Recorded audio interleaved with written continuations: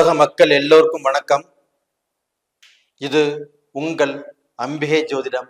நான் உங்கள் ஜி கோபால் பேசுகிறேன். இன்னைக்கு நாம பேசக்கூடிய தலைப்பு என்னன்னா, செவ்வாய் பகவானுடைய பயிற்சி. இந்த செவ்வாய் பகவானுடைய பயிற்சி மேச ராசிக்காரர்களுக்கு எப்படி இருக்க போகிறது, அதை பத்தி தான் இந்த வீடியோல பார்க்கிறோம். அப்ப இந்த செவ்வாய் பயிற்சி எப்ப நடக்குதுன்னா, மார்ச் மாதம் 14ஆம் தேதி இந்த செவ்வாய் பயிற்சி ஆரம்பிச்சு ஏப்ரல் மாதம் 22ஆம் தேதி வரைக்கும் 40 நாட்கள் இந்த செவ்வாய் பயிற்சி அப்படிங்கிற விஷயம் நடக்கும். அப்ப இந்த செவ்வாய் பயிற்சி அப்படின்னாவே மேசராசி. அப்ப இந்த மேசராசிக்கு செவ்வாய் பயிற்சி என்ன செய்யும்? அப்ப இந்த செவ்வாய் அப்படின்னாவே ஒரு யதார்த்தமான கிரகம். அப்ப அந்த யதார்த்தமான கிரகம்னால் இந்த செவ்வாய்க்கு தீங்கு தெரியாது, துரோகம் தெரியாது, எதையுமே வெளிப்படையாக பேசக்கூடிய எண்ணங்கள். அதுபோக இந்த செவ்வாயுடைய ஆதிக்கம் பெற்றவர்களால இன்னைக்கும் 4 பேர் நல்லா இருக்கிறாங்க, 10 குடும்பங்கள் ஆகப்பட்டது நல்லா இருக்குது. ஒரு குடும்பத்தை இன்னொருத்தரை வஞ்சித்து இவங்க பிழைக்கிறாங்க அப்படிங்கிறது இன்னைக்கு வரைக்கும் இல்லை. அப்ப இந்த செவ்வாயுடைய அனுகிரகமாகப்பட்டது இவங்களுடைய வாழ்க்கையில இன்னைக்கு வரைக்கும் நல்லதைத்தான் நினைக்க வைக்குது, நல்லதை செய்ய வைக்குது. எங்கேயுமே கெட்டதை பேச மாட்டாங்க. கெட்டதை பேசணும்னு நினைச்சா கூட இவங்களுக்கு அந்த பேச்சுங்கிறது வராது. அப்படிப்பட்டவர்களுக்கு கடந்த காலங்கள்ல கொஞ்சம் பின்வாங்கினாங்க. எதுல பின்வாங்கினாங்கன்னா, செய்யக்கூடிய தொழில்ல ஒரு திருப்தி இல்லை. சனி பகவான் நல்லா இருக்குன்னு சொல்லியிருந்தா கூட இவங்களுக்கு அந்த தொழில்ல நல்ல திருப்திங்கிறது இல்லை. அது போக இவங்க செய்யக்கூடிய வேலையிலும் கொஞ்சம் திருப்தி இல்லை. குடும்ப வாழ்க்கையிலும் ஒரு நல்ல அண்டர்ஸ்டாண்டிங்கான வாழ்க்கையை வாழ முடியல. அப்ப இதனால மனசு உடைஞ்சு மனசு ரணமாகி பல வேதனையில தான் இந்த மேசராசியில ஒரு சிலர் ஆகப்பட்டது வாழ்ந்துட்டு இருந்தாங்க. இன்னொரு சிலர் ஆகப்பட்டது அவங்க பார்க்க போனா நல்லா இருந்தாங்க. எப்படி நல்லா இருந்தாங்கன்னா, அவங்களுடைய ஜென்ம ஜாதகத்தில் நடக்கக்கூடிய தசா புத்திகள் எப்படி இருக்குன்னு பார்த்தாங்க. அப்ப அந்த காலகட்டத்துல அவங்களுக்கு எல்லாமே சாதகமாக இருந்தது. அது சாதகமாக இருந்ததுனால அவங்களுக்கு இந்த கோல்சார பலனும் நல்லா இருந்தது. அந்த ஜென்ம ஜாதகத்தின் மூலியமாக அவங்களுக்கு நடக்கக்கூடிய தசா புத்திகளும் நல்லா இருந்தது. அப்ப அந்த ஜென்ம ஜாதகத்திலையும் நல்லா இல்லாதவங்க இந்த தசாபுத்தி பலன் நம்ம எவ்வளவு அழகா இருக்குன்னு எடுத்து சொன்னாலும் தனக்கு நடக்கக்கூடிய ஜென்ம ஜாதகத்தில் நடக்கக்கூடிய தசாபுத்திகள் சரியில்லைன்னா ஒன்றும் பண்ண முடியாது. அப்ப டோட்டலா பாத்தீங்கன்னா, நீங்க ஒரு விஷயம் செய்ய போறீங்க அப்படின்னா உங்களுடைய ஜென்ம ஜாதகத்தை பார்த்துக்கோங்க. இது போக நேரிலே நீங்க நிறைய பேர் என்னுடைய வீடியோ பார்க்குறீங்க, சப்ஸ்கிரைப் பண்றீங்க. கண்டிப்பா உங்களுடைய ஆதரவுக்கு என்னுடைய மனமார்ந்த நன்றிகள். மீண்டும் இப்போ பார்க்குறவங்க சப்ஸ்கிரைப் பண்ணிக்கோங்க.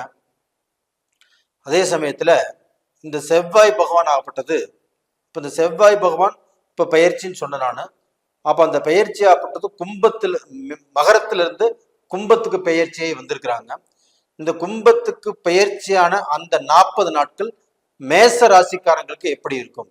அப்ப மேச ராசிக்கு பார்த்தீங்கன்னா 11ஆவது இடம் கும்பம். அப்ப அந்த கும்பத்துல 11ஆவது இடத்துல தன்னுடைய ராசிநாதன் லாபஸ்தானத்தில் இருப்பது யோகம். சனியோடு சேர்ந்திருக்கிறாரே, எப்படி சார் யோகம்னு சொல்றீங்க இப்படின்னு கேட்கலாம். கண்டிப்பா நீங்க கேட்கக்கூடிய கேள்வி நியாயமானதுதான். ஆட்சி பெற்ற சனியோடு செவ்வாய் சேர்ந்தால் அது யோகத்தை தான் செய்யும். இது சாஸ்திர விளக்கம். அப்ப இந்த சாஸ்திர விளக்கத்தின் பிரகாரம் சனி பகவான் ஆட்சியா இருக்கிறாங்க. அந்த ஆட்சி பெற்ற சனியோடு செவ்வாய் சேர்ந்ததுனாலதான் உங்களுக்கு யோகம்னு சொல்றேன். ஒண்ணு. ரெண்டாவது பாத்தீங்கன்னா, இந்த செவ்வாய் பார்க்கக்கூடிய பார்வை 4, 7, 8ஆம் பார்வையா பாக்குறாங்க. அப்ப அந்த 4ஆம் பார்வையாக உங்களுடைய ராசிக்கு 2ஆம் இடத்தை பார்க்குது செவ்வாய். அப்ப இந்த செவ்வாய் பகவான் 2ஆம் இடத்தை பாக்குறாங்கன்னா, 2ஆம் இடம் தனஸ்தானம், கல்வி சம்பந்தப்பட்ட இடம், குடும்பம் சம்பந்தப்பட்ட இடம். அப்ப இந்த மூன்றும் சம்பந்தப்பட்ட இடத்தை அந்த செவ்வாய் பகவான் 4ஆம் பார்வையாக பார்க்கறதுனால உங்களுக்கு வந்து பணம் வரக்கூடிய வழிகள் உங்களுக்கு சாதகமாக செய்யும். அப்ப டோட்டலா பாத்தீங்கன்னா நீங்க செய்யக்கூடிய தொழிலோ பிசினஸோ வியாபாரமோ எது இருந்தாலும் அந்த ரூட்ல உங்களுக்கு வந்து கண்டிப்பாக அந்த பண பிரச்சனைகளை கண்டிப்பாக தீர்த்து கொடுக்கும். அப்போ வந்து நம்ம கடன் பட்டிருக்கிறோம், கடன் அடைக்க முடியல, இந்த சமயத்துல இது சம்பாரிச்சாதான் நம்மளுடைய தேவைகள் தீரும், இது சம்பாரிச்சாதான் நம்ம இந்த கடனை கட்டி நம்ம தலை தப்பிக்க முடியும் அப்படிங்கிற சூழ்நிலையில இருந்திருப்பீங்க. அது வந்து கடந்த காலத்துல உங்களுக்கு கொஞ்சம் திருப்தி இல்லாம இருந்துச்சு. இந்த பீரியட்ல கண்டிப்பாக நீங்க சம்பாதிப்பீங்க, நீங்க சாதிப்பீங்க, அப்படிப்பட்ட சூழ்நிலை வந்தாச்சு. இது போக பாத்தீங்கன்னா நீங்க வந்து அந்த குடும்பம் சம்பந்தப்பட்ட இடத்த அந்த செவ்வாய் பகவான் பாக்குறாங்க. அப்ப அந்த செவ்வாய் பகவான் அப்படிங்கிறது இன்னைக்கு வந்து பார்க்கணும், ஒரு ஆண் பெண் திருமணம் நடக்கும்னா செவ்வாய் பகவான்ங்கிறது ரொம்ப முக்கியம். அப்ப அந்த செவ்வாய் பகவானே குடும்பஸ்தானத்தை பார்ப்பதால் கண்டிப்பாக குடும்பத்துல அந்த ஆணும் பெண்ணும் சந்தோஷமாக, பிரச்சனைகள் இல்லாமல், சூதுவாது இல்லாமல் சந்தோஷமாக குடும்பம் நடத்தக்கூடிய சூழ்நிலையை இந்த செவ்வாய் பகவான் பார்வையால கண்டிப்பாக நடக்கும். அதே சமயத்துல அந்த செவ்வாய் பகவான் உங்க ராசிக்கு 2ஆம் இடத்தை பார்க்கறதுனால உங்களுக்கு படிப்பு சம்பந்தப்பட்ட விஷயங்கள். அப்ப அந்த புதன் பகவானும் உங்களுக்கு நீச்சபங்க ராஜயோகத்தில் இருக்கிறாங்க. அப்ப வித்தை காரகன் புதன் பகவான். அப்ப அந்த வித்தை ஸ்தானம் 2ஆம் இடம். இந்த 2ஆம் இடம் என்பது ஒரு +2 வரைக்கும் வச்சுக்கலாம். அப்ப இந்த +2 வரைக்கும் படிக்கக்கூடிய மாணவ மாணவிகளுக்கு இந்த செவ்வாயுடைய பார்வையினால நீங்க நல்லா படிப்பீங்க, நல்ல ஞாபக சக்தி வரும்.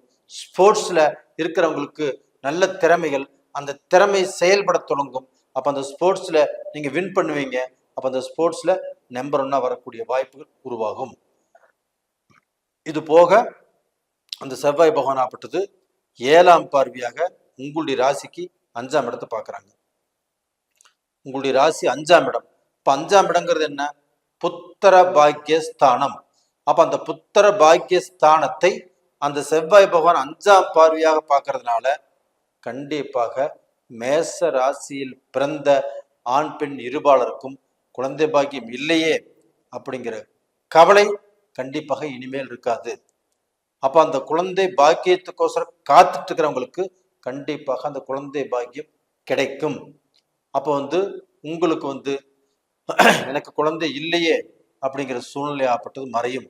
அப்ப அந்த குழந்தை இல்லைன்னு நம்ம போகாத கோயில் இல்லை, கும்பிடாத சாமி இல்லை, நம்ம குலதெய்வத்து கோயிலுக்கு போனோம், எதுவுமே நடக்கல. ஆனா இந்த பீரியட்ல கண்டிப்பாக நீங்க கோயிலுக்கு போனாலும் சரி, கோயிலுக்கு போலினாலும் சரி, இந்த பீரியட்ல கண்டிப்பாக அந்த புத்திர பாக்கியம் அது அமைவதற்கு உங்களுக்கு வாய்ப்புகள் இருக்குது.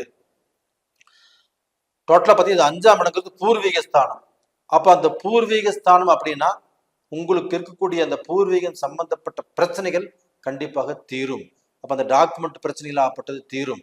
வம்பு வழக்கு இல்லை, போலீஸ் ஸ்டேஷன் கோர்ட்டு பிரச்சனை இல்லை. அப்படி இருந்தாலும் இப்ப எல்லாமே இந்த காலகட்டத்துல ஒரு பைசலுக்கு வரும். அப்ப இதுலயுமே அந்த பிரச்சனைகள் தீருது. அப்ப அந்த 5ஆம் இடம் என்பது உங்களுடைய வளர்ச்சியை குறிக்கும், உங்களுக்குள்ள இருக்கக்கூடிய திறமைகளை குறிக்கும், உங்களுக்கு கிடைக்காத வாய்ப்புகள் கிடைக்கும். இந்த வாய்ப்புகளால் நல்ல பொசிஷனுக்கு நீங்க வரப்போறீங்க. அடுத்தது பாத்தீங்கன்னா அந்த செவ்வாய் பகவான் 8ஆம் பார்வையாக உங்களுடைய ராசிக்கு 6ஆம் இடத்தை பார்க்கறாங்க. அந்த 6ஆம் இடம் என்பது ருண ரோக சத்துருஸ்தானம். உங்களுடைய ராசிக்கு 6ஆம் இடம். அப்ப உங்களுக்கு வந்து இருக்கக்கூடிய சத்துருக்கள் தலை தெரித்து ஓடுவார்கள். ஏன்னா செவ்வாய் பகவானே அந்த சத்துருஸ்தானத்தை பார்க்கறாங்க. அப்ப உங்களுடைய ராசிநாதனே அந்த சத்துருஸ்தானத்தை பார்க்கறதுனால உங்களுக்கு சத்துருக்களால் இடைஞ்சல் இல்லை, அப்ப விரோதிகள் இல்லை. அப்ப நீங்க எடுத்த காரியத்தை தடையின்றி சிறப்பாக செய்யலாம். அப்ப அந்த 6ஆம் இடம் என்பது வெளிநாடு சம்பந்தப்பட்டது.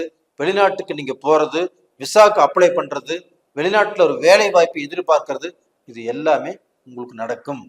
அதே சமயத்துல வெளிநாட்டுல எத்தனையோ பேர் வாழ்ந்துட்டு இருக்கிறீங்க, நீங்க வந்து ரொம்ப கஷ்டப்பட்டு வாழ்ந்துட்டு இருக்கிறீங்க. இந்த கடந்த 1 வருஷம் 2 வருஷ காலத்துல உங்களுக்கு வேலை போச்சு, அந்த வேலையில நல்ல திருப்தி இல்லை, செஞ்சுட்டு இருந்த பிசினஸ்ல நல்ல திருப்தி இல்லை, நல்ல முன்னேற்றம் இல்லை. நம்ம எப்படா நம்ம வாழ்க்கையில முன்னுக்கு வருவோம், நம்ம எப்ப சம்பாதிப்போம், எப்ப சாதிப்போம் அப்படின்னு எதிர்பார்த்துட்டு இருக்கிறீங்க. அந்த காலகட்டம் இப்போ வந்தாச்சு. இன்னையிலிருந்து நீங்கள் நல்லா இருப்பீங்க, நல்ல நிலைமைக்கு வருவீங்க. உங்களுக்கு ஜெயிப்பது நிஜம்.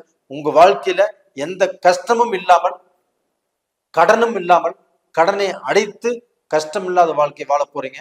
உங்க குடும்ப ரீதியாக நல்ல வாழ்க்கை வாழ போறீங்க, இது உறுதி. அப்ப நேயர்களே, இந்த பதிவு பிடிச்சிருக்குன்னு நினைக்கிறேன். இந்த பதிவு பிடிச்சிருந்தால் லைக் பண்ணுங்க, சப்ஸ்கிரைப் பண்ணுங்க, ஆல் ஆப்ஷன்ஸை ஆல் அப்படிங்கிற பெல் பட்டன் பிரஸ் பண்ணிக்கோங்க. உங்களிடமிருந்து விடைபெறுவது உங்களின் ஜி கோபால். நன்றி, வணக்கம்.